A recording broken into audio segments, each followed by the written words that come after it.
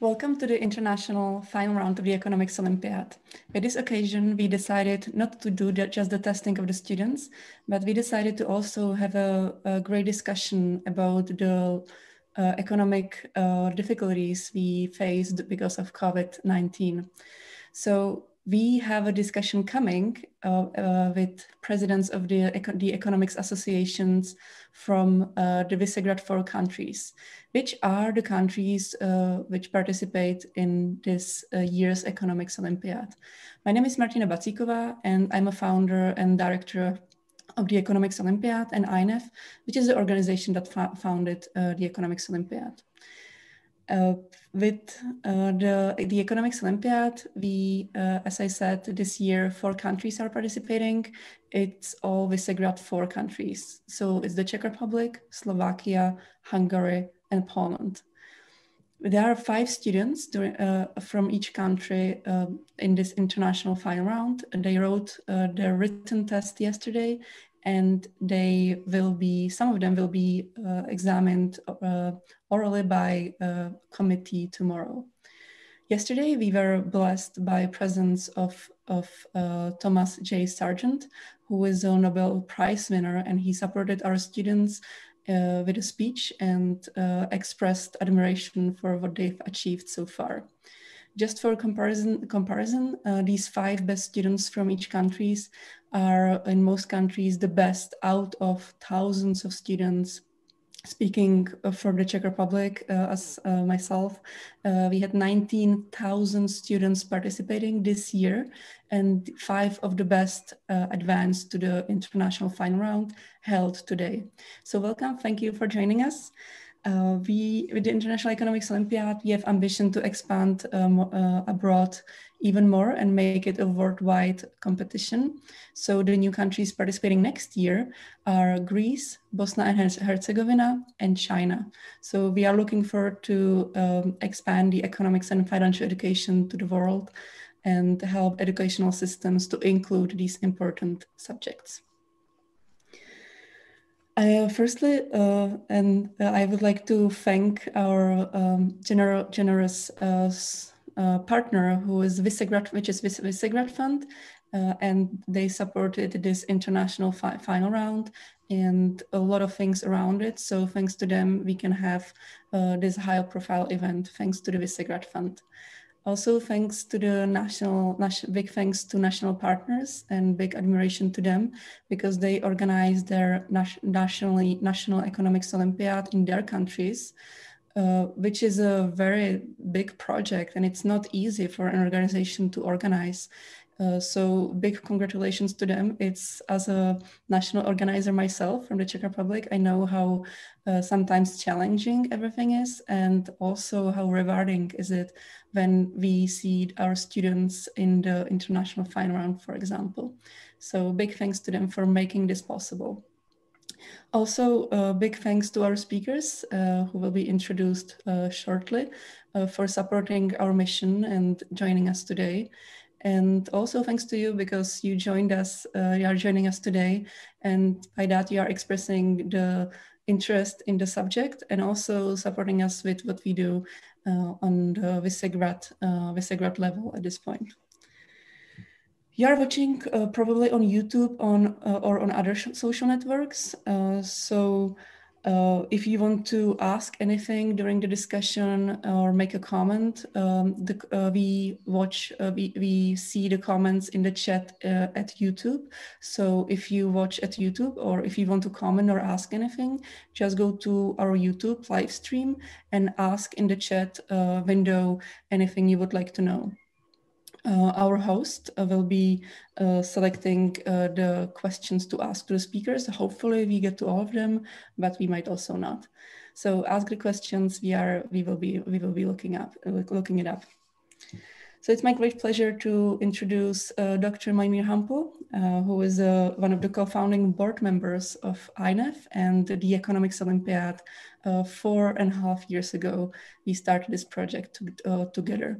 So big thanks to him, and welcome him. He's also a director at KPMG, and he will be hosting this event. Welcome, and enjoy the discussion.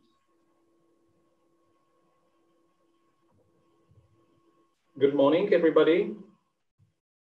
And thanks for being with us today at this event, which might be called a presidential session, a presidential debate, because we will have a unique opportunity to have four brilliant speakers debating what is the issue of the day, namely the COVID and the impact of COVID on the individual economies in Central and Eastern Europe and the economy worldwide.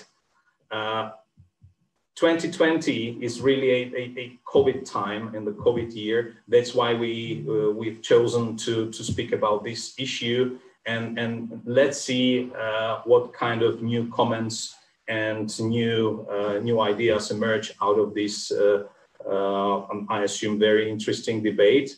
To open it up or to kick it off, I've got a couple of introductory points, and then we will start the debate of President Gyula Pleschinger, then President Boguslaw Fiedor, President Martin Šuster, and President Svatopluk Kapounek. And we will have something like an hour and a half for their remarks, comments, commenting on themselves, and also your questions. So please don't be shy and ask your questions. You have got a unique opportunity to address all of them as a group or individually, or even for that matter, you can address me and my initial comments, but I'm just the host. I'm the one who should organize the debate. And as I said, kick it off. So here is the very beginning.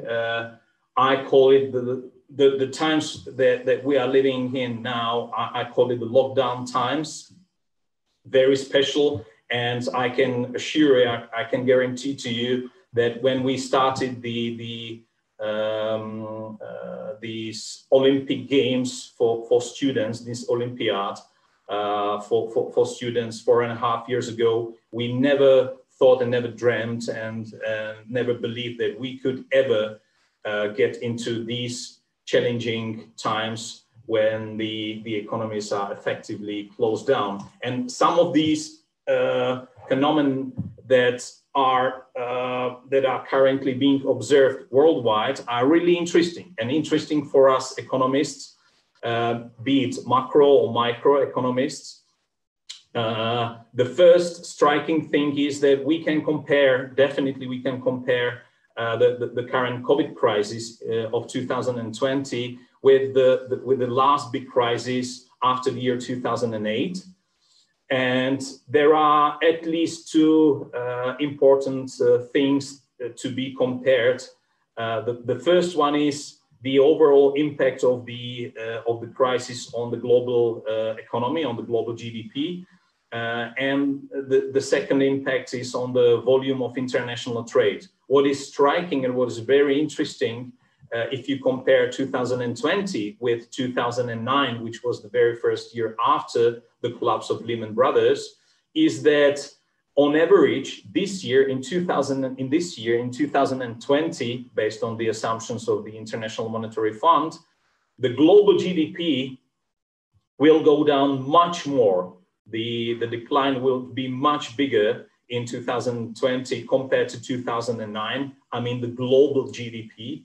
As in 2009, it was only minus 0.1% year-on-year decline, while this year we are talking about the decline of more than 4%. While, and this is the second difference, the volume of international trade will decline,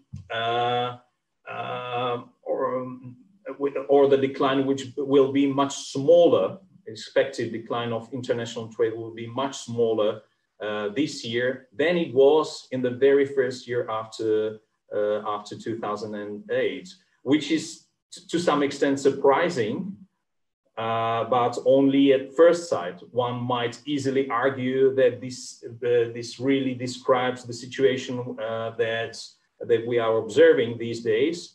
That on the side of Tradable goods, tradables, the decline is not that huge as the decline that we are observing on the side of non-tradables.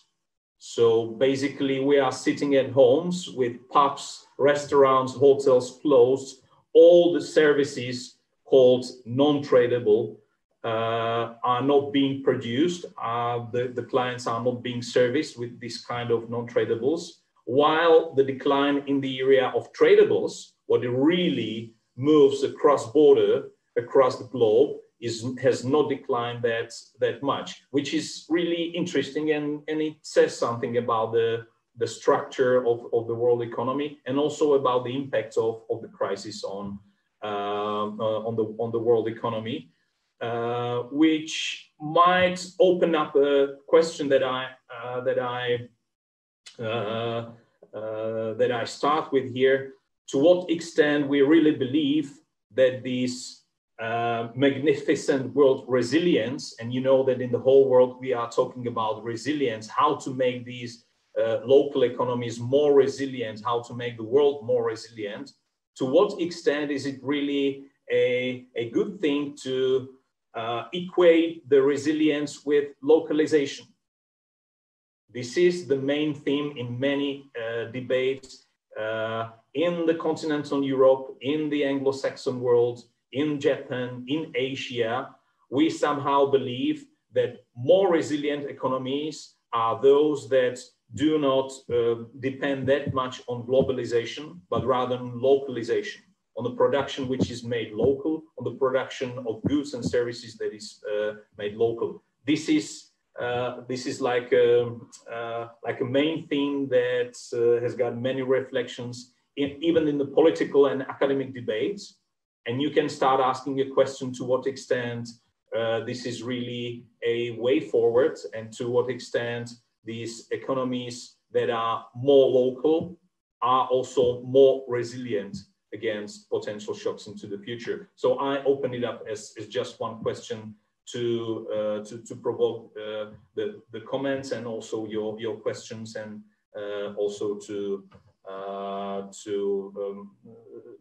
create a platform for a debate of our four presidents. The second thing is, and this is also a difference in 2020 compared to 2009, that we are observing different patterns on many variables, but namely in the area of consumer prices, inflation. This time around, we are not talking that much about huge, substantial deflationary pressures on the side of many developed economies, even less so on the side of emerging economies. You can see that some monetary areas with persistently low inflation, like the Euro area, are of course observing again inflation rates in negative territory in many parts of them, although not all of them. But if you look at the developed world as a whole, it's hardly, or one can hardly argue that we are right now in a really, really tough deflationary phase, at least for the moment, at least in 2020. Many even started arguing, and this is different compared to 2008, that given the fact that the raw fact that we have started consuming differently, and that the baskets of our products, goods and services has changed dramatically over the course of the first lockdown, and maybe even now in the second lockdown, which we are observing in our country and many other countries in Europe. Many people, especially in Europe, did not lose their income, but they have lost the opportunity to spend this income on many traditional goods and services, and they transferred their consumption to a lower proportion of the consumer basket compared to the past. So they are spending more on food, more on transportation. Some of them, they are not spending that much on clothing. They are not spending that much on satellite activities like restaurants and hotels, which by definition changes the ways in the consumer basket. This is a one-off move, but one-off move which might have substantial impacts. This is the estimation of the International Monetary Fund, the latest one, which says that on average in Central and Eastern Europe, the undetected inflation stemming from this fact that we have changed the way how we spend might be as large as 0.4 or 0.5%. So not only are we not observing deflationary pressures, to the contrary, a part of the inflation that we are measuring is not detecting these changes and is actually undershooting the real inflation. So again, to some extent, a difference compared to 2008, because now we are trying to subsidize the consumption of households and not, unlike in the US, not trying to leave the households without any income.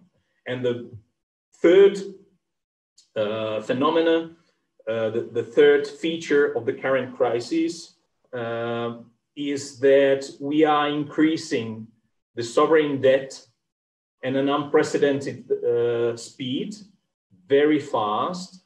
And it's interesting to see that not in absolute, but in relative terms, the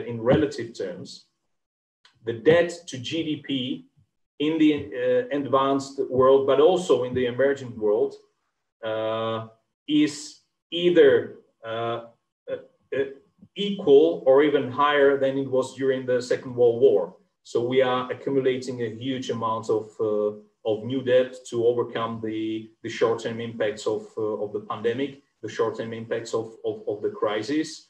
And we do this in belief that this is just a short-term phenomenon, that this will not last, and that we will be able to grow and outgrow of this amount of debt for the years to come. So again, something that is not entirely comparable with the year 2008 and 2009, when we were healing the financial sector, not necessarily healing the health of the general public, and when we were in the state of debate, especially in continental Europe, which was at least for some time against a massive use of fiscal support to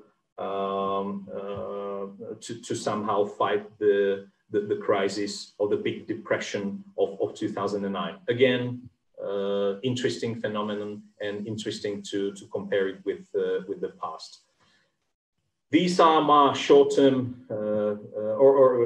my short remarks for the very beginning. And as this kickoff is at its end, I will right now like to invite our great speakers to tell their observations, to tell their remarks and their views on the pandemic and economic impacts of pandemic. As I said, unbelievable that we have got this brilliant lineup of speakers. We will start with my dear friend Gyula Pleschinger, the president of the Hungarian Economic Association, and a great economist who works the board of the Hungarian Central Bank. So please, Gyula, would you start and would you share your thoughts with us, please? Good morning, everyone. Thank you for a very, very kind and polite introduction, Mojmir. Thank you for your introduction. It's a great pleasure to be here and to share this panel with my colleagues. One may wish to know that back in 2018, we signed a cooperation agreement with the presidents of the economic associations or societies of the Visegrad countries. And since then, we have been working quite closely together. And this Economic Olympiad is one event which is organized jointly by us. And I'm very proud of having some Hungarian students participating in this Olympiad. When it comes to today's issue, if we compare the situation, the 2009 and the present situation in Hungary, then we can see that in 2009, the Hungarian economy was in a very, very bad shape. So we had a twin deficit, we had very high indebtedness, in large parts in foreign exchange. Households and the corporates were also indebted, and we had a negative growth. So in the course of the last 10 years, the situation could be changed in a favorable way. So the pandemic reached us in a relatively strong position. So we could reduce the debt to GDP ratio from 81% to 65-ish. And we have a strong external financing capacity, health growth. So the 2019 figure was as high as 4.6. So the situation was much better than back in 2009. And we saw, yes, that the pandemic started to hit the economies this past year already, but Hungary was reached just in the first quarter of this year. So the government started introducing measures just in the second half of March. This is why we could register a positive growth for the Q1, which was around 2.2%. And then the government started very heavy lockdowns, which on one hand prevented the virus spreading very enormously, but it happened on the account of the economy. So we, as a small open economy, are very much exposed to whatever happens on the global market. We are very much exposed to the European Union in economic terms. 80% of our foreign trade goes to European Union countries, and roughly 25-28% just directly to Germany. So we are very, very much exposed to what happens in Europe. So partly due to the measures introduced by the government, and partly to the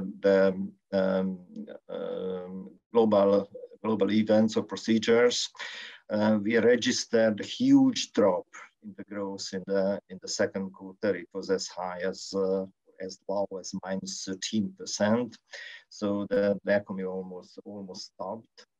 But during the summer months, the government started to relieve some measures. So the economy started to work again, and it was quite promising. So we started to become quite optimistic. And the third quarter figures were quite impressive, again, an 11% growth. So all in all, we could register on a year-on-year basis 4.6% contraction, which is doable. And should we not have the second wave of the pandemic, we could have ended up with around zero growth rate this year. But unfortunately, we have this second wave and then new lockdowns. So the pandemic hit our key industries, because the driving force behind our growth was partly the manufacturing within the car industry.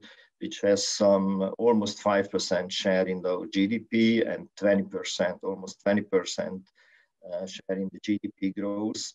And the other one was the tourism with almost 6% contribution in the GDP, including all the related industries, I mean the related transportation and culture and so on and so forth. And on top of that, we were heavily hit by the postponements of the investments. So again, the investments in last year contributed more than 10% in the growth. So the postponement of the investments hit hard the Hungarian economy. After lifting the measures during the summer months, again the car industry started to work again, and this was in line with the situation in Germany, as in Hungary we produce German cars, so we are very much linked to Germany in this respect, and the whole economy started to relax. So what would happen with the second wave, we don't really know. So unfortunately, our government had to impose new measures and new lockdowns, which would again hit the economy. The government has to balance on a very narrow path. On one hand, certainly has to fight against the pandemic, but on the other hand, has to make sure that the economy works and has to protect the jobs as far as possible. So far, the government was quite successful, as the unemployment rate peaked in the second quarter at 5.1 or 5.2%, and now it went down to 4.4, which is impressive. But again, we don't really know what would the second wave bring to us. One of the main goals of the government is to protect the jobs. So there are a lot of subsidies, tax reliefs, and direct subsidies, and so on and so forth. At the same time, the central bank introduced several measures to give enough liquidity to the market, to the banking sector, to make them able to lend and to improve the lending. If we move to the inflation, well, Mojmir was absolutely right that the inflation was a little bit confused if we look at the inflation from the traditional point of view. So the basket has changed, and it really confused the inflation. So our inflation was influenced by, on one hand, the global deflationary procedures, and on the other hand, from the domestic factors, which was distorted, which came from a distorted basket. So again, the food was driving, the food prices were driving the basket as opposed to the traditional setup. So this is why the inflation jumped up to 4%, even around the top of our tolerance band. And then when the base effects have been phased out, then now the inflation went back to 3%, but the second wave could push it again upwards. And finally, well, I have already mentioned the debt situation. So at the end of this past year, our debt to GDP ratio was as low as 65%, which again, I think it's a huge investment. It is a huge achievement, but the new government measures necessarily will push it back to higher ranges. Maybe it could go back to to the 80%, to the region of 80%, which is a bad news because the result was the 65% was the result of 10 years, huge efforts. Just maybe one more thing, that the pandemic on one hand is a threat, but on the other hand, it is also a challenge.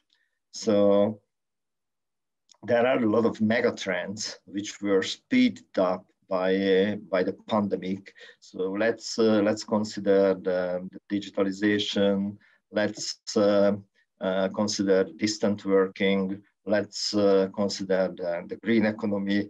So these mega trends could give our countries a new chance to catch up and to enter new fields and have good or to grab good market positions to grow as soon as the pandemic makes it possible. So thank you, Maria. I hope I was not too long.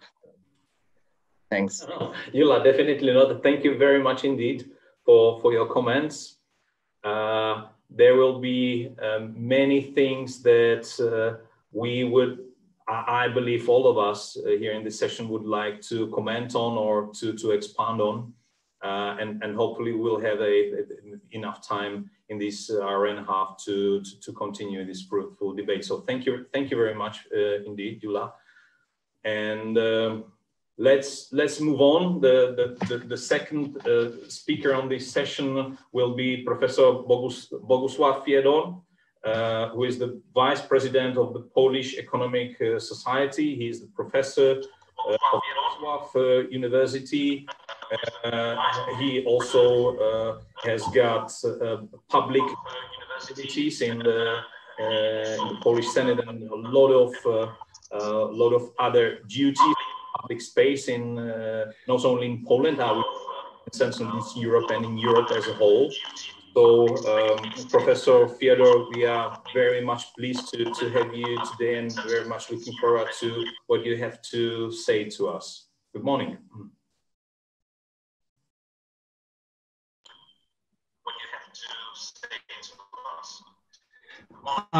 Good morning, dear colleagues. Thank you for inviting me to this important meeting. But first of all, I would like to express my thanks to our colleagues from INEV for all the activities they have undertaken in order to prepare our meeting, and to Miroslav and to Katerina and to other colleagues. I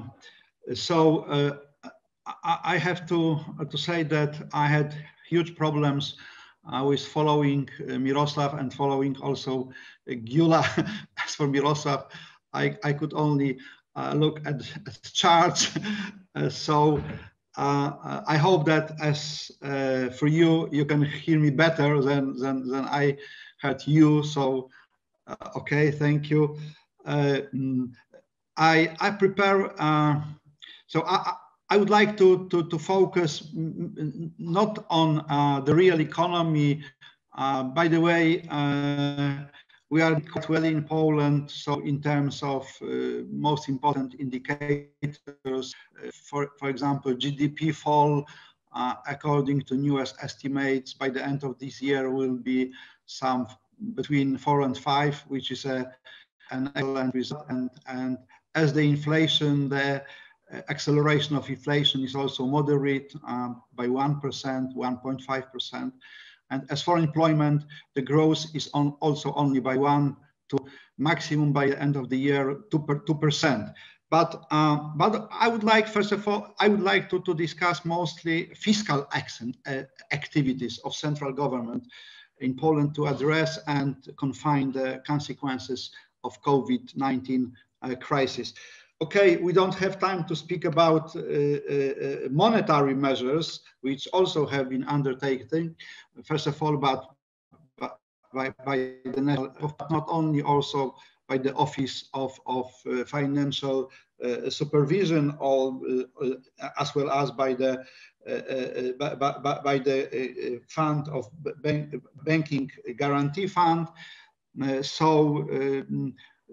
I would comment only in one very shortly those monetary activities that the Polish National Bank has for sure embarked upon the path of quantitative easing, but it's at the very first stage of that policy. And the main goal of the bank was to give more, and also of the Committee of Financial Supervision was to give more flexibility for banks, and also to increase their credit creation ability. To give you only very few figures, the National Bank from the mid of March to the end of May decreased the substantial interest rate, I mean low-marked interest rate, by 3 times, from 1.5 to 0.5. So, and as for for example, the reserve requirement ratio, it has been reduced in the same time from 3.5 to 0.5, so close to 0. But let's return to fiscal policies. And let me also discuss what happened and what is happening in Poland, also against the background of other Visegrad countries, and to some extent also EU or OECD countries. What is a general philosophy being adopted by the Polish government in the response to COVID-19 crisis? I would say that this general philosophy is a balanced approach, as I think is also, as far as I have understood, Gyula, the case in Hungary. So, using a more literal language, a middle of the road policy. What does it mean? So limiting the transmission of the SARS-CoV-2 coronavirus without killing the economy through long-lasting and broad lockdown. And as for most important feature of adopted fiscal policy, this is the postponing the tasks in the realm of public finance consolidation and fiscal discipline, enabling this way the launch of extensive fiscal packages for enterprise, and also, I would like to emphasize that, self-employed people in the non-financial sector, so, or in the real economy. As in other countries affected by the coronavirus pandemic, one may recognize 3 main categories of fiscal packages also in Poland, and these are, of course, immediate fiscal impulses, which by definition are most severe for public finance and fiscal stability. Then different deferrals, for example, prolongation in payment of different public tributes, including also social security systems. And thirdly, these are liquidity support or liquidity instruments for private sector, which in turn are most neutral for public finance.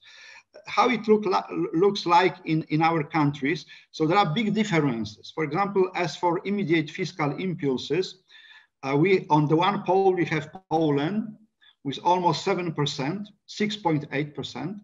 On the other pole, we have Slovakia with only 2.5%, and somewhere in the middle, Czech Republic and Hungary with 4.1%.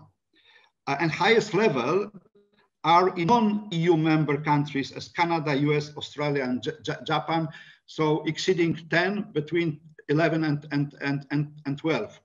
There are no reliable statistics of IMF available as far as liquidity support is concerned. So let me skip to liquidity as for deferrals, excuse me. But there are some estimates as for liquidity support. So Again, there are big differences between our countries. So we have Czech Republic with 15.5, and we have the remaining countries with almost the same level: Poland 5, Hungary 4.5, and Slovakia 4.4.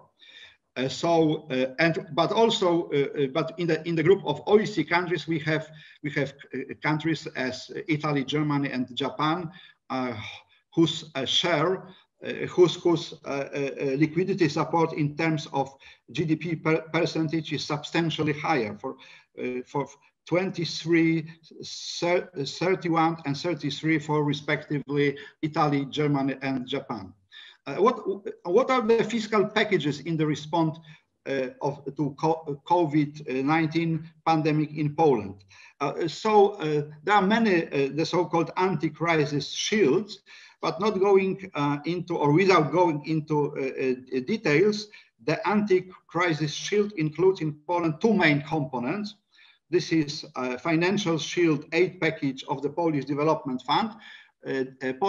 Polish Development Fund is a treasury-owned and government-controlled joint stock company. The value of that package is approximately 100 billion of Polish zloty, which in current exchange rate is something 29 billions of US dollars. And the second package is anti-crisis shield aid package of the Bank of Domestic Economy, again treasury owned and controlled by the government, joint stock company, and the package is of pretty the same value, 112 billion of Polish zloty. But what is also important to emphasize that only about 3/4 of the total value of those two aid packages have been utilized till now, or hitherto, so approximately 150 billion. And this is also a justification for the government not to create too many additional shields in the face of the second wave of pandemic, because there are a lot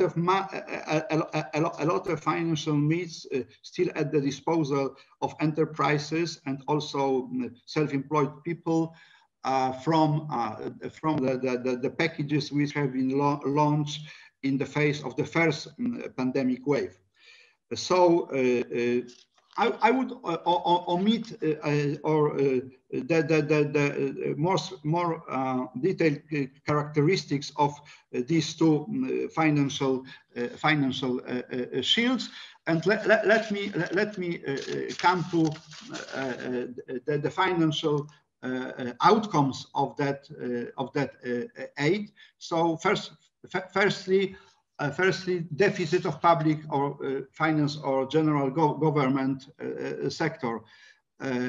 So we observe in all the EU country and also in the EU as a whole a very quick increase in the deficit of public finance sector. So in the first quarter and second quarter of 2020, the deficit has grown in the EU as a whole from the level of approximately 0.8% in the last quarter of 2019 to respectively 2.5 and please note that 11.5% in the second quarter. And as for Visegrad group countries, according to the EU methodology, so ESA 2010, Poland belongs to countries with the highest deficit. So in first quarter of this year, approximately 4%, in the second quarter, 16.4%, higher only Austria, Cyprus, and Spain. And what is the image for Visegrad group countries? So we have Hungary with the level of 10.3.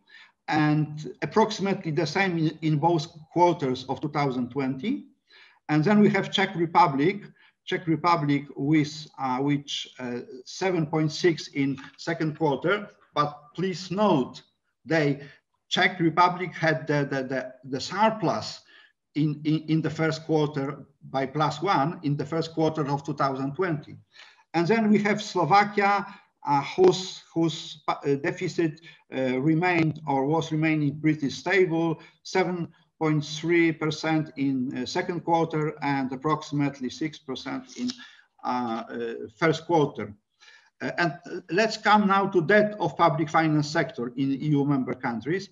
So let's start with a very important statement that in the pre-corona crisis time, Poland, Czech Republic and Slovakia belong to EU countries with relatively small public sector debt. And Hungary to a group where the deficit was much higher, approximately 20% more than comparing to other Visegrad countries, but significantly lower than in many other countries, including the PIGS countries or Belgium, France, and UK. As a consequence of extensive fiscal aid programs, I referred to in the first part of my speech, the debt has increased substantially in all of our countries, and in Slovakia and Czech Republic particularly. Just during the 2 quarters of 2020 only. So let's start with Hungary from 65.4 by the end of 2019 to 70.3 in second quarter of 2020. In Slovakia from 48.5 in 2018 to 60.2 in the second quarter of this year. In Poland, approximately the same growth from 45.7 to approximately 55 in the second quarter of this year.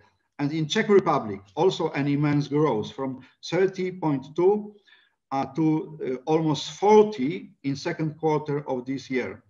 And all these challenges, of course, very much the public finance in the Visegrad countries in terms of rising cost of public debt service, especially under circumstances of expecting falling rates of economic growth in the future. On the other hand, I would say, luckily, those costs could be mitigated due to low and constantly falling rate of interest due to the policy of national banks in our countries. However, one should raise a question, I think important not only for Poland. How long will be the continuation of the policy of low interest rates and in fact negative real interest rates possible or feasible under circumstances of growing inflation pressure, which in turn is a very likely outcome of entering the path of quantitative easing policy, at least in Poland by the Polish National Bank. And some conclusions. Let me start with citing Carmen Reinhardt. You know the name very well, all of you, Chief Economist and Vice President of the World Bank. So I'm citing her. First and foremost, when you are in a war, you worry about winning the war. And then you worry how you are going to pay down the debt, from the Harvard Gazette, 20th May 2020. Certainly, this statement is rather unquestionable. If we are to effectively, another question is to what extent efficiently, defeat the COVID-19 pandemic and economic crisis brought about by it. We may find the implicit reflection on that view also in the decision of European Commission about the activation of the so-called General Escape Clause.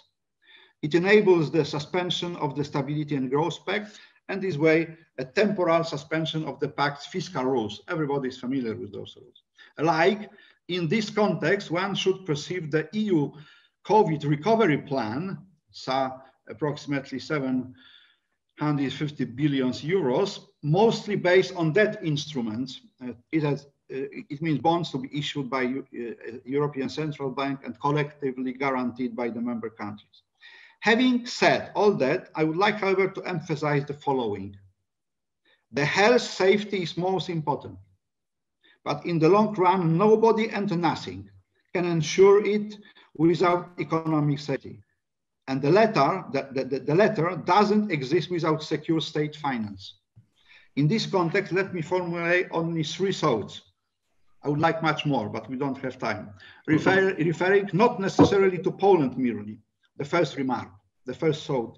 In the time of expensive and discretionary fiscal stimulation connected with combating the COVID-19 crisis, a particular importance gains the need of transparency of fiscal policy. In the face of dynamically growing public indebtedness and potential long-term increases in taxes as well, the citizens are fully entitled to demand evidences that public funds are used economically and socially responsible and rational. The second remark, the COVID-19 related economic crisis shouldn't be used by governments of our countries, not only our countries, as an excuse for stopping or sending fiscal reforms in a longer perspective, as well as for circumventing domestic fiscal rules. And thirdly, and the last remark, when it comes specifically to Poland, it is necessary to adjust the Polish liberal, in question marks, methodology of debt measurement, enabling the government to push numerous public expenditures beyond the official debt statistic of the EU, I mean ESA 2010. So adjusting to that liberal, to that European methodology. To give you one example, what it means. By the end of 2019, the difference between the debt level measured according to Polish methodology and the EU ESA amounted to only 2.4%, an increase to about 15% of GDP by the end of second quarter of this year. This double methodology, I would like to emphasize that, limits the transparency of public finance and weakens the credibility of domestic fiscal framework. Thank you, colleagues, for your attention. If you would be interested, I can send you that, because I have prepared that also in written form, and following our roundtable conference, if you would like to have that, I may forward to you by email. Thank you once again. Thank you very much indeed, Professor Fiedor. I think that your notes will be to many of us, so we will arrange a circulation of these. And I would say that this call or this warning about fiscal stability for a longer period of time, and the fact that one pandemic and one illness should not destroy the public finances for decades, is probably applicable to many countries, not only in the region of Central and Eastern Europe. So many of us would have a lot of sympathies to that. Thanks for that. And with this, I would pass the floor on to our next speaker, which is Svatopluk Kapounek, the president of the Czech Economic Society. So my domestic economic association in my homeland. Mr. Kapounek is associate professor of Mendel University in Brno. And a very, very active guy who tries to keep the Economic Association vibrant. So I'm pleased that we have him here, and we are very much looking forward to listening to your comments, notes, and thoughts. So, Svatopluk. Well, thank you. Good morning to everyone. First of all, I would like to thanks for the opportunity to share this debate, and thank you for organizers to organize this excellent event, which is very important for young economists. Well, in generally, it's very difficult to contribute to the previous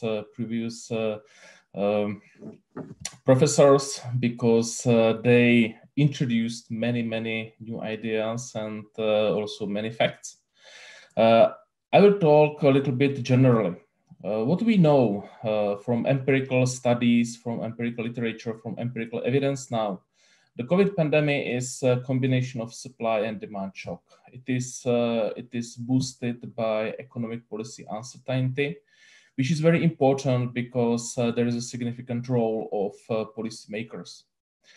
It is symmetric shock, and from my point of view, this is most important information in my presentation, because if we want to find effective tool, effective policy for this pandemic, so it must be coordinated. It needs a coordinated cross-country policy response. When we go through the literature or through the empirical evidence, we know that the pandemic will have long-lasting negative effects on labor markets and investments. Yes, some studies predict that the first signs of recovery will be at the end of 2021, maybe early in 2022. But the pandemic has a heterogeneous effect across countries and across economic sectors. So it means that some countries will recover much more faster, some countries not. What is the main difference? The main difference is between the advanced economies and emerging countries. There's also empirical evidence that in advanced economies there is evidence of lowering long-term interest rates. Why? Because of rise of precautionary savings and drop of investment demand. On the contrary, in emerging countries, we face two risk premia, which is rising because of public debts, also indebtedness of the economic agents, uncertainty, huge uncertainty, and also a drop in FDI, foreign direct investments. And it means that possibly it could increase interest rates in emerging countries. This is the empirical evidence. From my point of view, what is very, very, very important for economics now is that such a crisis, like a financial crisis or this pandemic crisis, COVID pandemic crisis, it creates new paradigms. When I compare financial crisis and COVID crisis, it's very hard to compare these two events in a sense of economics. The financial crisis, it was typical for monetary era causes, where in monetary era it was a problem of asymmetric information, it was a problem of the capital market transparency and asset pricing, and we established new policies like a macroprudential policy and so on. We identified the new risks like financial stability, financial instability risks, and so on. And it brings new paradigm in a sense of zero lower bound problems. There were many empirical evidences on zero lower bound problems. It changes monetary policy tools and everything. Now, I don't think that we will have a problem with zero lower bound, but I expect that we will have huge problems of macroeconomic policy tools in times of huge public debt and over-indebtedness of the economic agents. And I think that this is a huge issue which we will deal with in a future.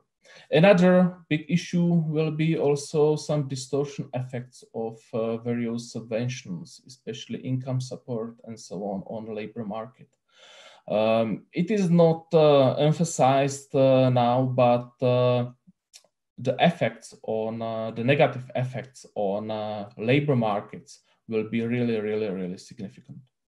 What we can face, or what we face now, we face to economic policy uncertainty. We face to private and public indebtedness. We face to rise of global inequalities, and we will face to rise of global inequalities because the COVID pandemic, it caused limitations or barriers of international migration. And it means that it will cause decreasing of remittances, and it will cause huge problems of many countries across the whole world. Yes, of course, I also fully understand that this crisis give us threats, but also challenges.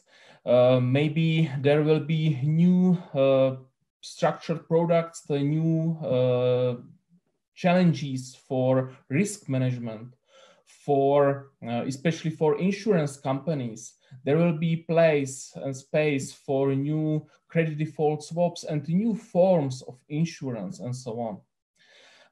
But for CE countries, if I should be more specific, we are small open economies. I cannot imagine that we will change the books and we will teach our students that we are small close economies. So we will be small open economies, and it means that we have two main problems. The first problem is risk premia, exchange rate risk, especially for those who didn't adopt the euro. And now I'm really very skeptical in this area. And also we will face to drop in FDI, possible risk of interest rate and inflation increasing, and in that sense, the role of central bank will be very important. And I'm quite happy that we have strong central banks in CE countries. And the second problem or second area which will be very, very important is economic policy uncertainty. And as I already mentioned, the COVID pandemic, it creates a symmetric shock. So I think that the role of coordinated, international coordinated policy is very, very important. There is also very important role of the media and political stability, consistency to affect expectations of economic agents and investment activity of the firms. Regarding this coordinated cross-country policy, it is not only about the medical resources or European funds. It's also about the coordinated policy interventions. From my point of view, it's also about a global international system of information and data sharing and unified system of risk notification to general public because of migration and also tourism industry. And also a coordination of COVID measures because of international labor mobility and so on. And just imagine the current situation. I'm very, very, very skeptic now in that sense, because when I want to travel to some countries, also in Central and Eastern European countries, there is a still language barrier. And when you travel, for example, to Poland, to Czech Republic, let's try to find information in English about the regions, how many tests were proceeds in some specific regions, so how many positive cases are there. So this is very, very, very, very important challenge now for policymakers to coordinate information system and to share data across the countries internationally. Thank you. Thank you very much. Thank you very much. Again, a whole bunch of topics to be debated. And me as a host, I would definitely agree that the fiscal policy right now in the pandemic is more in focus than the monetary policy compared to the 2008 and 9 when it was in complete reverse. Maybe it's because the fiscal policy is more active right now, and maybe that the challenges for monetary policy are not as huge as we said at the very beginning, especially in the area of inflation, but it requires further debates. But definitely this is one of key points for our thoughts for the future. So thanks a lot for that. And with this, I will pass the floor on to our last speaker, Mr. Martin Šuster, president of the Slovak Economic Society, who also serves as the head of research of the Slovak Central Bank. So he he also has got a not only light touch but hard touch to what the monetary policy is really doing, and the decision-making process within the central bank.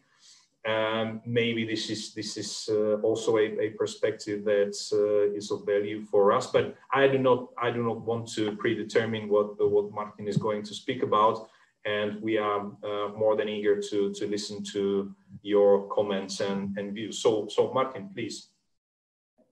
Thank you very much.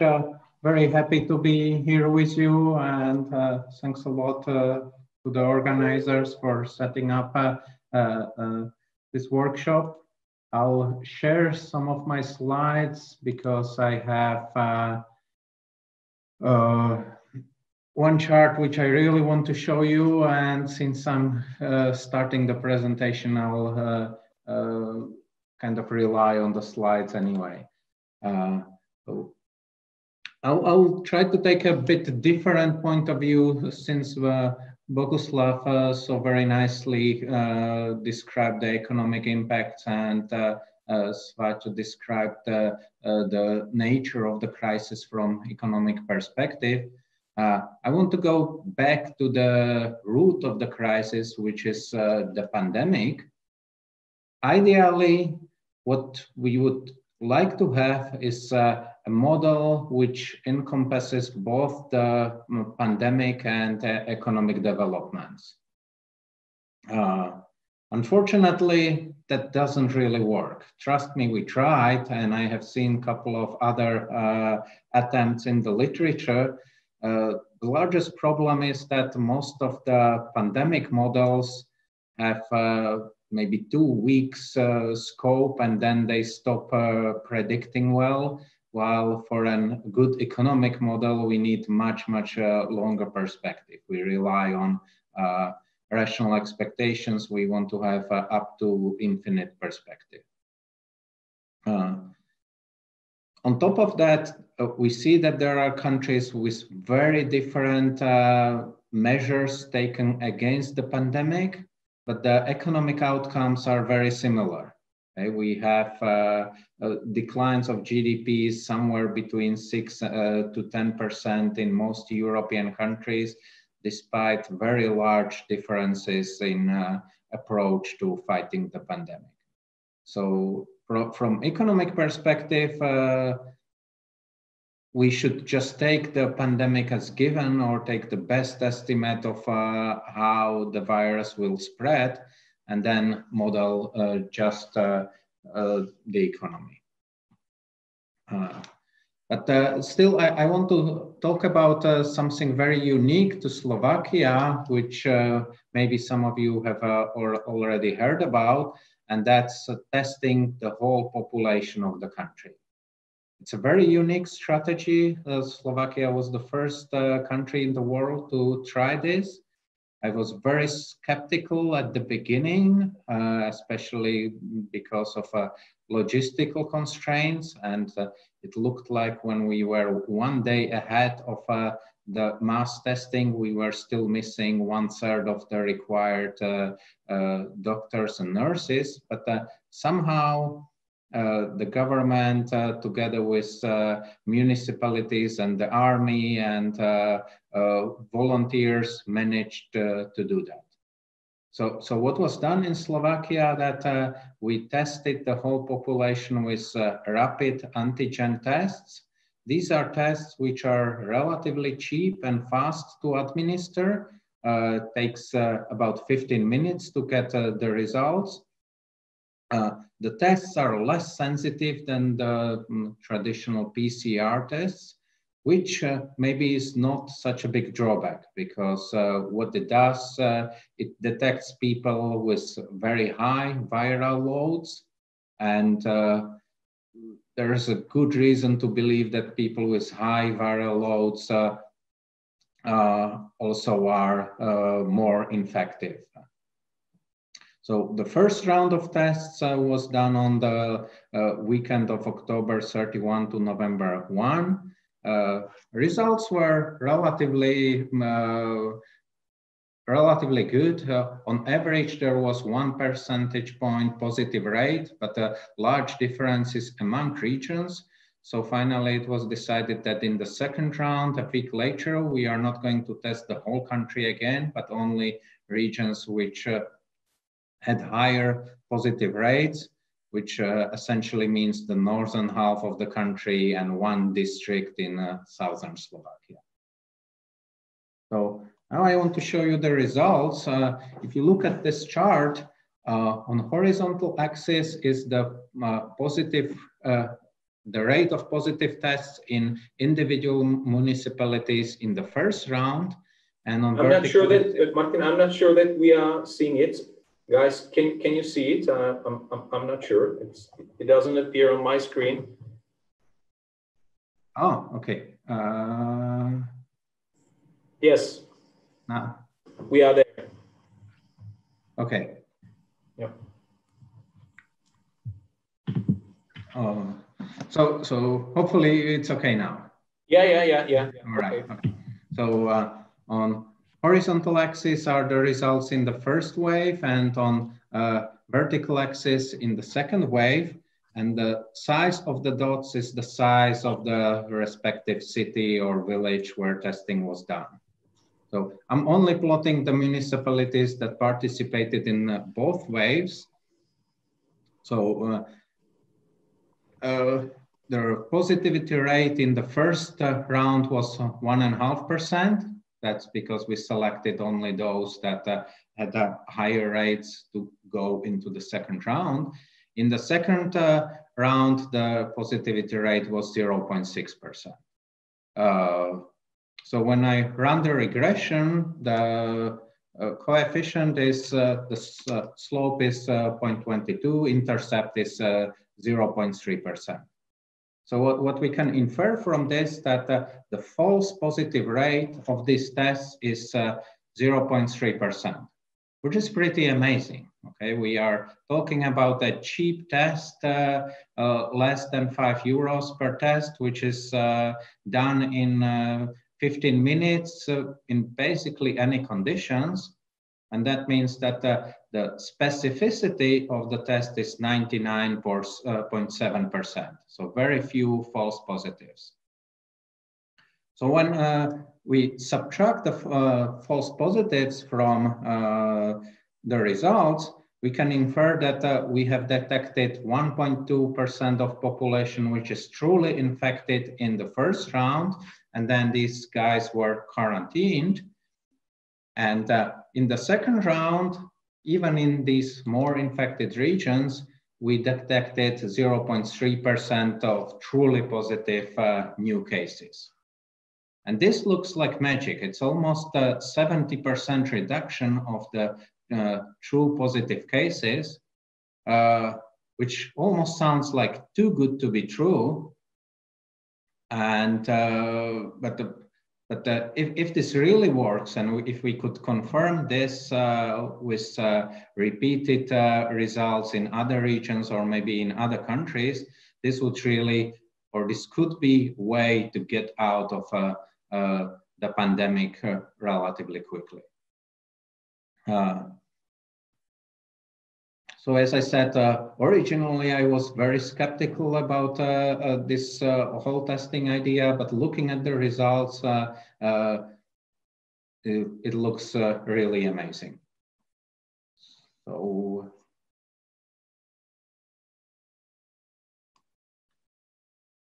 basically, the strategy to get out of the recession would be to test again until we have a vaccine. And we should combine different tests which are available. The gold standard test is the PCR, which is relatively expensive, but very, very precise.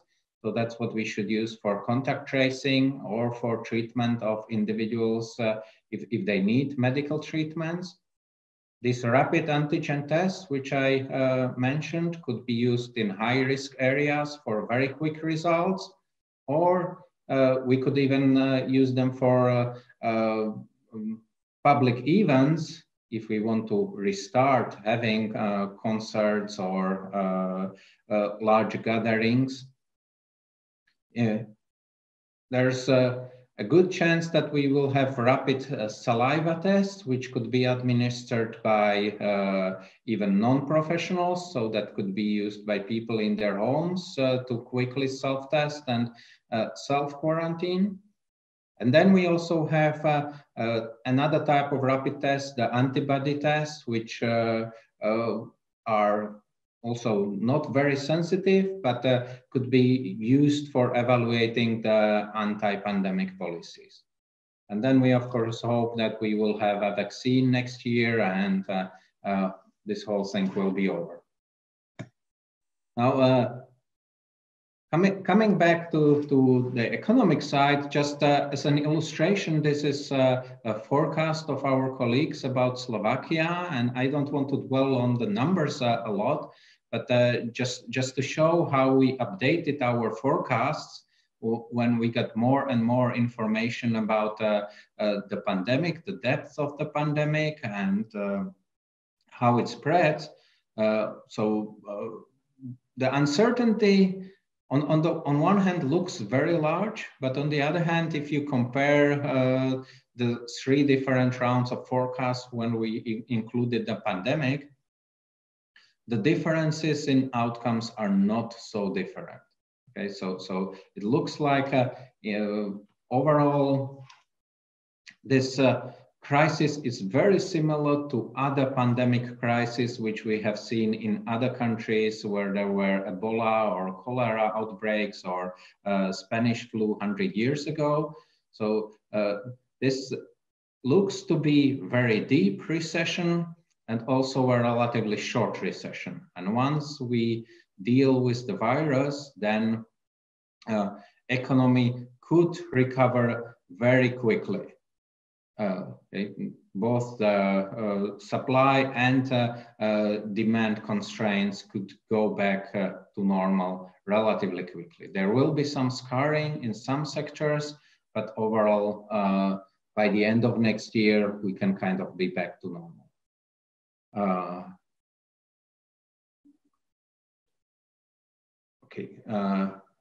Last few pictures I want to show you is about how we entered the crisis, and I'm illustrating this with data for Slovakia, but as far as I know, the situation is very similar in other countries.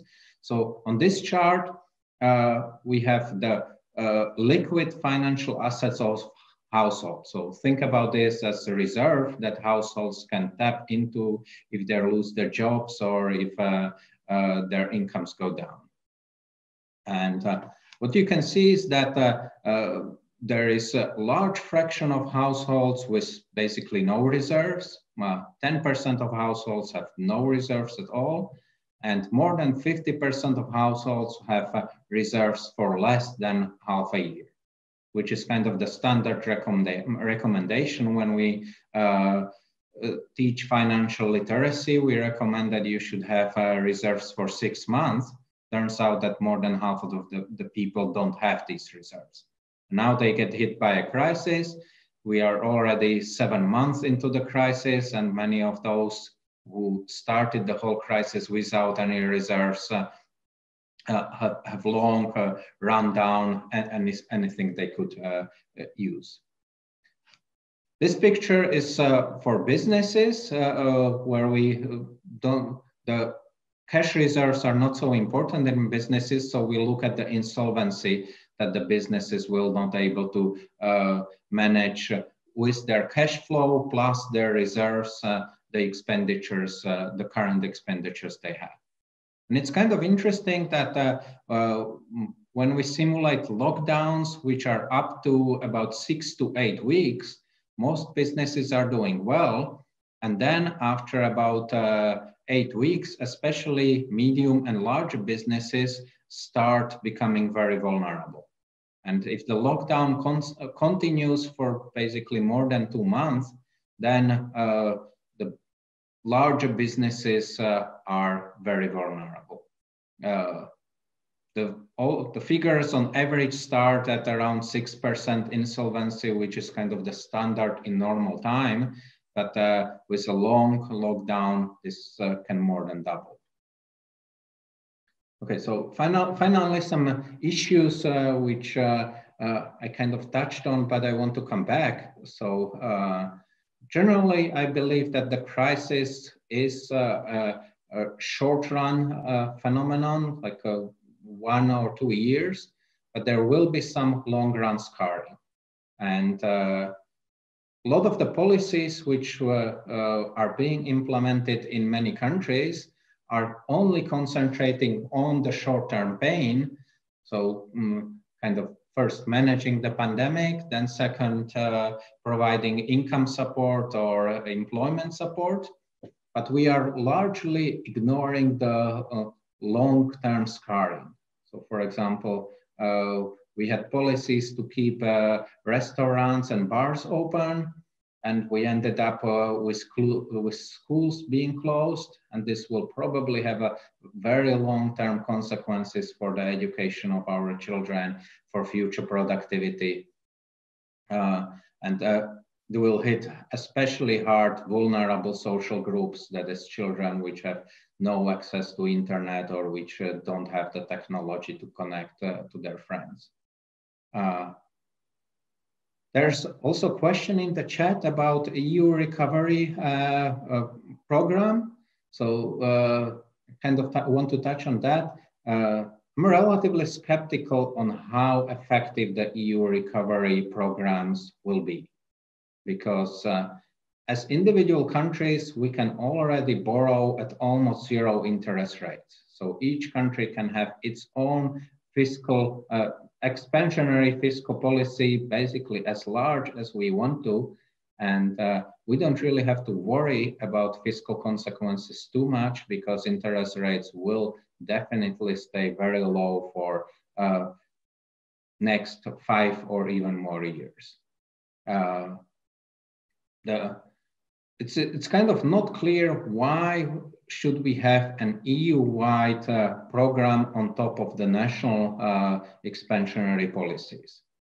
And in many countries, this is taken as free money that comes from the European Union, and we don't have to worry how the European Union gets the money, which is obviously not true. It will have to be repaid, even if it looks like grants. It will have to be repaid through larger contributions to the European budget. There will probably be some transfers from richer countries to poorer countries, but even if the richer countries somehow subsidize our region, then this will at least partly manifest in lower demand from these countries, and these are our major trading partners. So I don't really see too much extra support from the EU recovery programs. And if these programs are blocked or delayed by the recent political events, I'm not really worried too much that this will slow down our recovery. And maybe final point which I want to make is about financial stability risks. So far, the financial sector in all European countries is doing very well. And this is one of the large differences from the financial crisis in 2009. So now banks and other financial intermediaries are supporting the real economy, are lending whenever possible. We have programs to defer payments of loans for vulnerable households and businesses in most European countries. And it looks like despite all the projected losses due to the crisis, banking sectors in all our countries are stable and should weather this well. And I hope we can continue like this until end of next year, and that the financial sector stays as one of the pillars supporting the economy. Okay. Thanks a lot. Thank you very much. Thank you very, very much. And thanks for bringing the EU dimension into this debate. I think it's very useful. Now, gentlemen and our listeners, we have got, as it happens in interesting debates, we do not have that much time for a debate. But anyway, there were many things mentioned, mega trends in the transformation of the economies, interplay between fiscal and monetary policy in the pandemic, the best way how to tackle the COVID to minimize the economic costs, yet to keep the pandemic under control, etc., etc. All these big issues were opened up, and we have got a bunch of questions from the audience. I'm more than pleased that the majority of these questions were raised by the finalists of our Economic Olympiad, which is encouraging, definitely for me, and I hope that also for other speakers in the panel. So if you allow me, I will try to structure it somehow, because there are many issues that have got a tendency to repeat. For repetition, some issues appear again and again. So there are, in my eyes, two blocks of questions that we need to address, maybe one by one. The first one is the EU dimension already opened up by Martin. So the question for the rest of the panel is, to what extent can the EU recovery package be an effective tool in tackling the long-lasting consequences of the pandemic? To what extent is it efficient, a good way, calibration of it, etc.? So this would be one first block, and I would like then ask Gyula, Professor Fiedor, and Svatopluk to address it. And then the second one, which has already been opened, is the role of monetary policy. It's interesting that we debated fiscal policy quite a lot. Many questions, or the prevailing part of questions, are related to monetary policy, actually. To what extent is the QE a good response? To what extent the environment of low interest rates can prevail and will prevail over a longer period of time? And thirdly, to what extent autonomous monetary policy in some countries in Central and Eastern Europe is an advantage or disadvantage compared to the unified monetary policy of the Eurozone? So if you gentlemen could address these two blocks from your point of view, and as Martin has touched upon both of these, we will leave you up to the last. So last but not least, yeah. So Gyula, EU recovery funds and monetary policy, these two things. Sure. In terms of the recovery funds, I fully agree with Martin. I think that so basically the Hungarian government's point was that the Hungarian government did not really support the idea of doing this conglomerate, this co-financing, because each and every country could finance themselves as much as they need. However, certainly some kind of EU funds, if this project succeeds, then would definitely help the countries, and mostly the southern countries which face more difficulties, to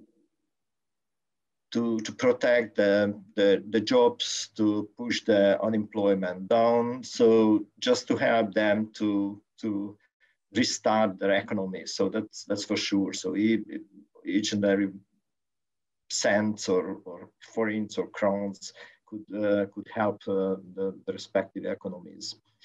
When it comes to Hungary, so yesterday or the other day, I heard an interview made in the BBC with our Minister of Justice, and then the reporter raised the point that in Hungary, 45% of the GDP growth is financed from EU funds, which is crazy. So in fact, in Hungary, and I guess that the ratio is more or less true for the rest of our region. So we have roughly 4, maximum 5% contribution here from EU funds. And only 80% of these funds go to investments. The rest goes to different current payments.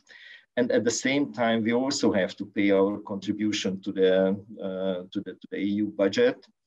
And there was a very interesting study prepared by Thomas Piketty, the French economist, who said that the majority of the EU funds which go to the countries of the region go back to the donor countries via the multinational companies which are acting in our countries and receiving or participating in the programs. So I think that the EU funds definitely have a positive effect and definitely could help the countries.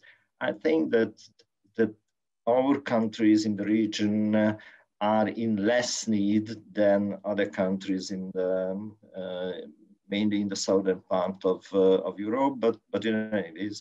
So all in all, I think that the EU funds could help, even if we are not that happy with this next generation project. We support it, or we would support it.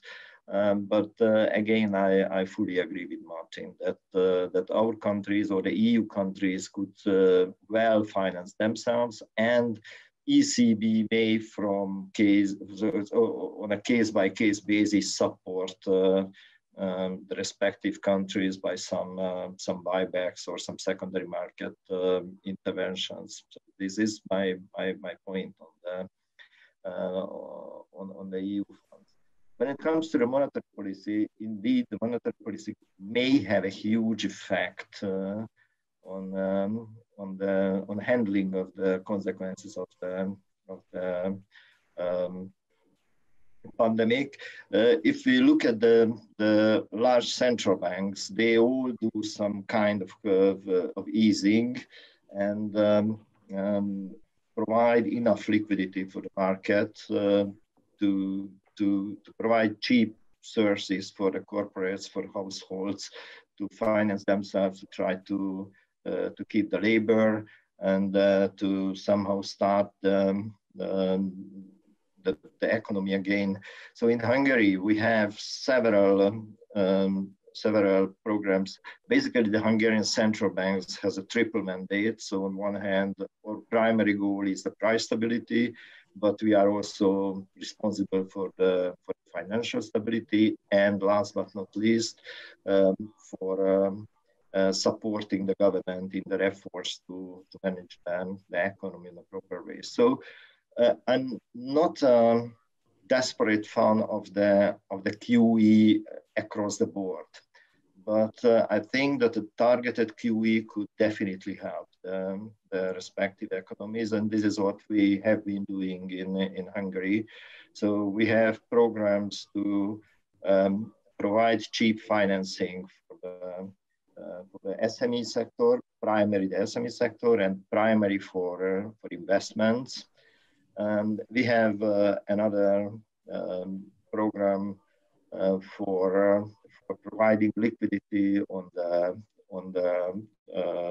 govies market, and also to provide liquidity on the mortgage market. So we are creating or prepared the secondary market for mortgage bonds, and these programs seems to be quite efficient. So with our funding for growth scheme, this is aimed at helping the SMEs. Was extremely helpful, and according to some calculation, almost 50% of the growth in the last years were supported by these programs. So I don't really want to take all the time from the others, so I stop now. Okay, and you autonomous monetary policy, good thing or a bad thing? There is a question actually asked by Professor Péter Ákos, so I assume that it's from Hungary. Inflation doesn't seem to be an issue in the Eurozone, but CE is different. Currency volatility in the spring and weakening is a worry. So any thought how the central bank should react under these conditions? So maybe you can react to this as well. I'm afraid I didn't really understand you. This is about the exchange rate or the inflation? The question, as far as I understand, says that inflation might be a bigger problem in the CE region where the currency volatility might be slightly bigger. I do not want to reinterpret it. This is just the way how it was posed by Professor Ákos. But certainly, well, again, our main anchor is the inflation. So we focus on the inflation, and what I see is that this year, first in the history of our inflation targeting period, which started back in 2001, this is the first year when we could keep the inflation on the target or within the tolerance band. And at the same time, what happened with the exchange rate? So it was volatile, but its volatility went more or less hand in hand in the volatilities of the other countries. I mean, Czech Republic, Poland. Well, Martin is very much relaxed with their euro. And I don't really want to touch upon Romania because they have a very, very special way of managing the exchange rate. But in Poland, Czech Republic, and Hungary, if you look at the charts, the exchange rate moved more or less on the same way and was influenced mostly by the international market movements. Our exchange rate was certainly a little bit more volatile, slightly more volatile than the other two. But even though it moves within a 5-6% wide band, if we look the chart back to 2, 3, 5 years, this is really true, and one can see. And coming back to the inflation, so when there are a lot of the transmission channels, we focus on the interest rate channels and we try to manage the inflation via the interest rate channels and the lending channels. We pay less attention to the exchange rate. We don't really have an exchange rate target. But certainly, as we try to manage the exchange rate via we try to manage the inflation via the interest rate, it has certain influence on the exchange rate because they go hand in hand. But I don't really have any concern. Okay. Clear. Actually, one might argue that the Eurozone is closer to yes. So, Professor Fiedor, please. You have to unmute yourself. Okay. So I have huge problems with. I unmuted already.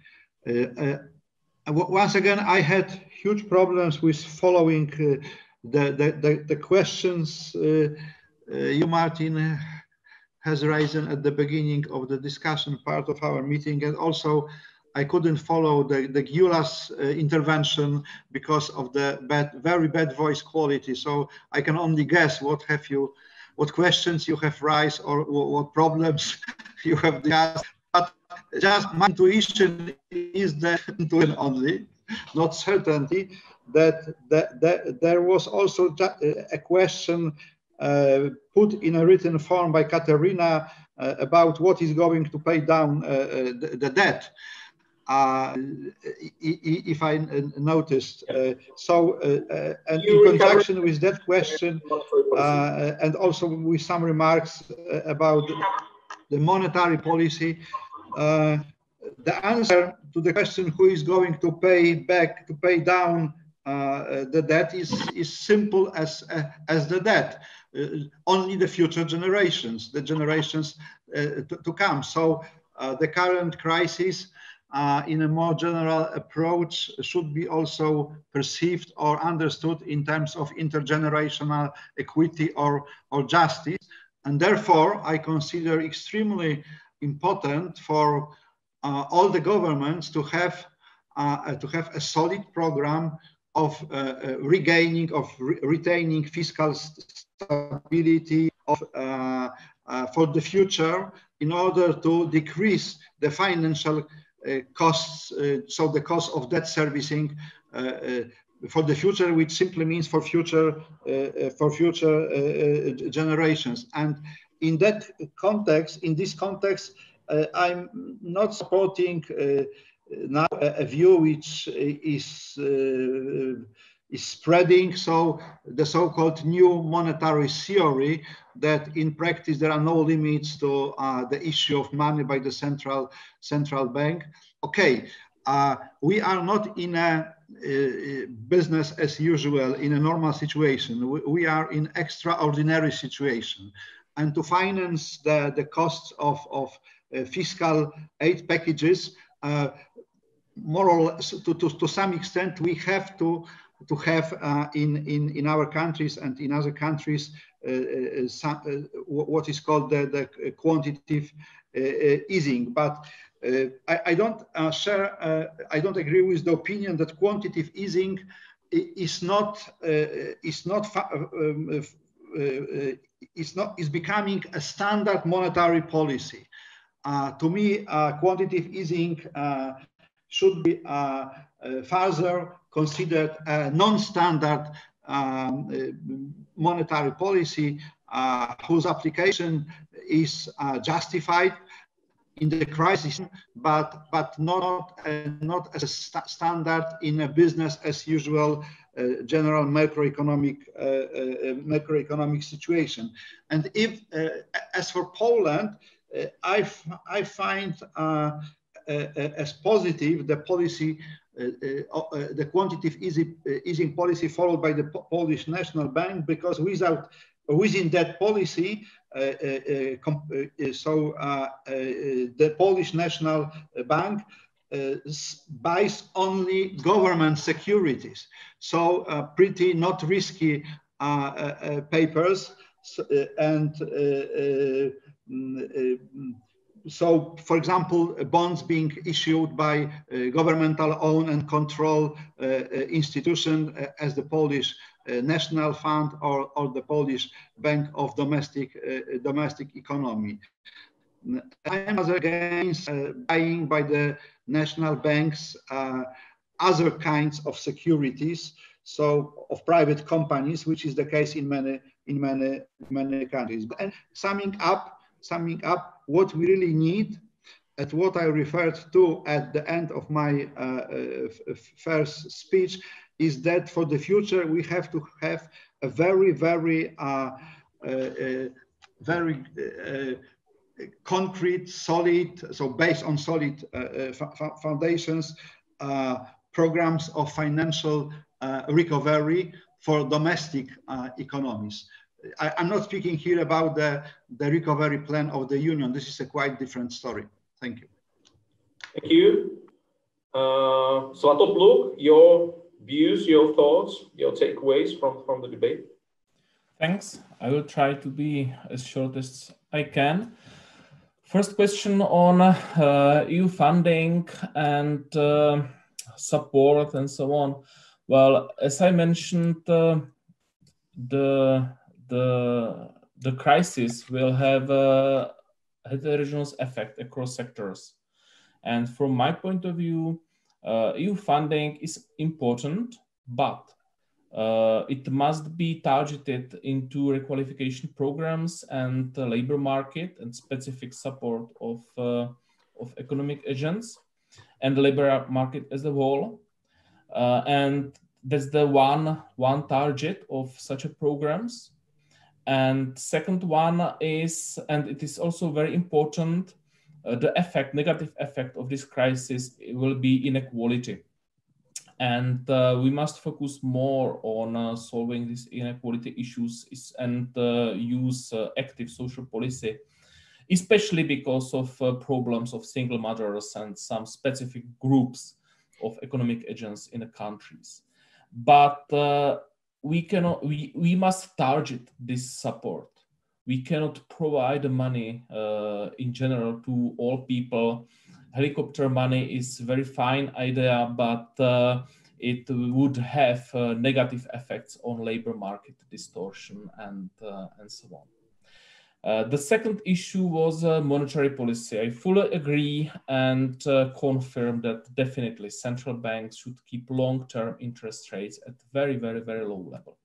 It's very important for firm investment activity, expectations, and so on. But from my point of view, there will be also a challenge regarding inflation pressures, especially in countries which didn't adopt the euro. I'm not so huge optimist in that sense, because from my point of view, devaluation of currency has positive and negative effects, but I'm not sure that we can fully benefit from possible positive effects now. We could do that in Czech Republic many years ago, but now because of drop of aggregate demand, I'm not sure. And I think that negative effects could prevail in the future. And it's also connected with the volatility of exchange rate and its impact on exchange rate risk, which is also very, very, very important for investment activities, firm investment activities and expectations. Thanks. Thank you very much. Comment on my side is as a former central banker, if you get inflationary pressures, you can always go up with rates and stop the inflation, and that's basically it. Sorry, I didn't want to interrupt that. Martin has got something like the last word this session. Thanks a lot. So as another central banker, I should try to give a positive spin on monetary policy, but well, unfortunately, monetary policy is not best suited to this crisis. Okay? This in nature is a supply shock, and monetary policy is best suited to deal with demand shocks. So best we can do now is support other policies. Fortunately, inflation is not an issue, so we can keep interest rates low and allow structural policies or financial stability policies to work. And among fiscal policies, again, this should not be a blanket increase in fiscal spending, but we should have very targeted income support or employment support just for the groups that were hit hard by the crisis. Second point I want to make is about how do we repay the debt, or how do we distribute the burden across generations, which is a really good question. In medical terms, the crisis hits mostly old people, or hits them much more severely. But in economic terms, it is the young people that bear the brunt of the burden. It's the young people who lost their jobs or who are sitting home in quarantine, while the pensioners are still receiving the same pensions as before. So it would be kind of fair if in repaying the debt, it was the older generation that shared a larger part of the burden, which is probably not going to happen. Or it's going to happen very randomly. There will be transfers from old people to new generations, since the crisis in medical terms is hitting old people. So there will be large bequests coming from older generation to the younger, but this is very unevenly distributed. So, my maybe last point, how to deal with this, and this might be very controversial in some countries, but I want to advocate that we need to increase or reintroduce inheritance taxes and use these taxes to decrease labor market taxes like social security contributions. Inheritance taxes do not exist in Slovakia and Czech Republic at the moment, and it's only kind of symbolic in Poland. Only Hungary has a reasonable inheritance tax, but even there, there's space to go up a bit and give some more slack to the active working population instead. Thanks. Thank you very much indeed. We are well behind the schedule right now, almost 20 minutes. I would like to thank, on behalf of all the listeners, thank you, gentlemen, for this interesting and stimulating debate. So thanks to Gyula, to Professor Fiedor, to Svatopluk, to Martin Šuster. Thanks to all the participants and to those who asked the questions. And especially one special thanks goes to those who participated in the Economic Olympiad, who were active and wanted to do something above their standard regular duties. And we hope that this project will live on and will be a part of the Central European universe, sort of, in this area for the years to come. So thank you very much, and we'll make sure that the presentation of Martin and the notes by Professor Fiedor are shared with those who are of interest, and there will be a number of those. So have a nice day, thank you, and next time around, see you again.